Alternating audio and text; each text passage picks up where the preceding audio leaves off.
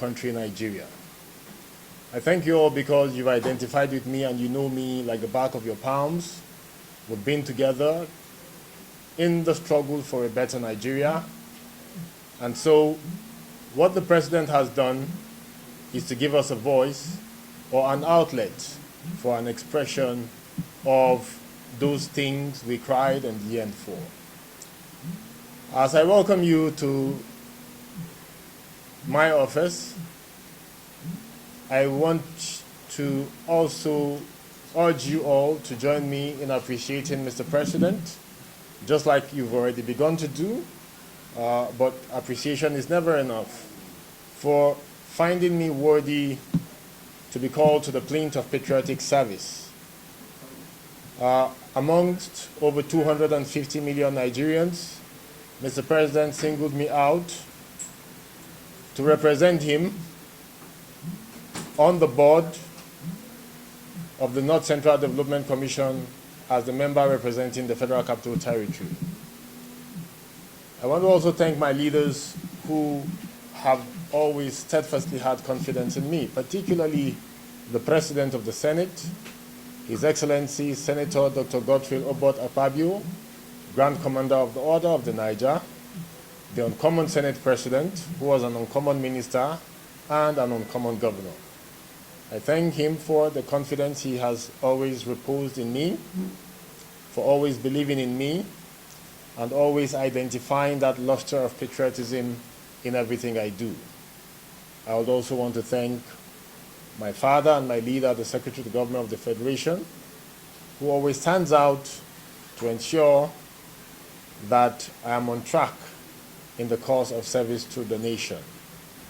He has always been there to encourage me right from before I became the President of the Youth Council and even till this present day.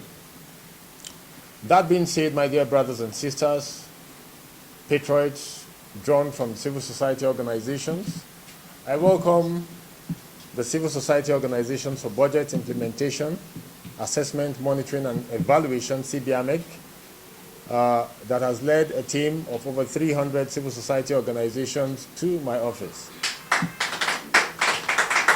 I am very deeply overwhelmed because when I saw the barrage of leaders of civil society organizations turning into this building, I got scared whether the building might break into smithereens because of the large numbers that even the reception downstairs cannot take your numbers. I am very grateful, and it shows that you really appreciate the President.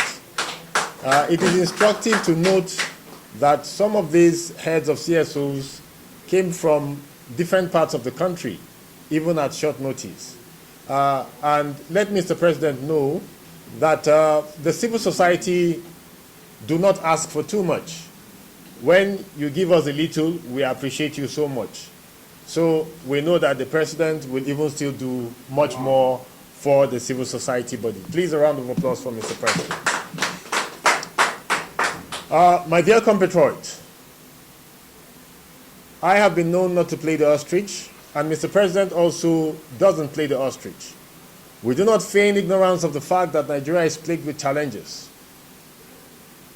But for those of us who follow the macroeconomic indices of our country, we know that there have been periods of dips and periods of inclines in our business cycle. But lately, in the past 10 years, it has been more of being in the trough parts of our macroeconomic indices.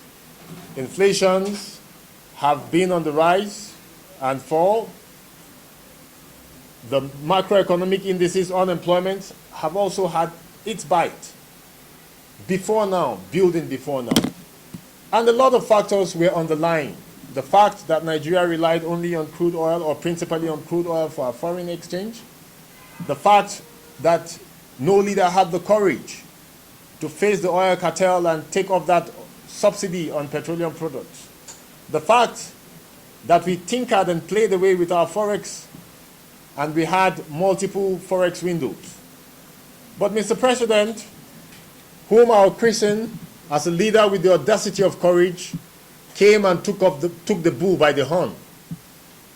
With sweeping reforms, he has put Nigeria on the path of progress again.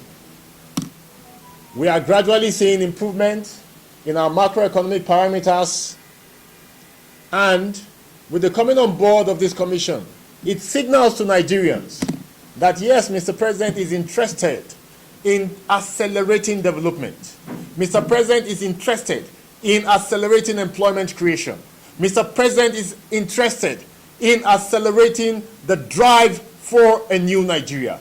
Mr. President is interested in moving Nigeria from being a developing country to being a developed country in the front lines in the committee. We have a president, but we never play.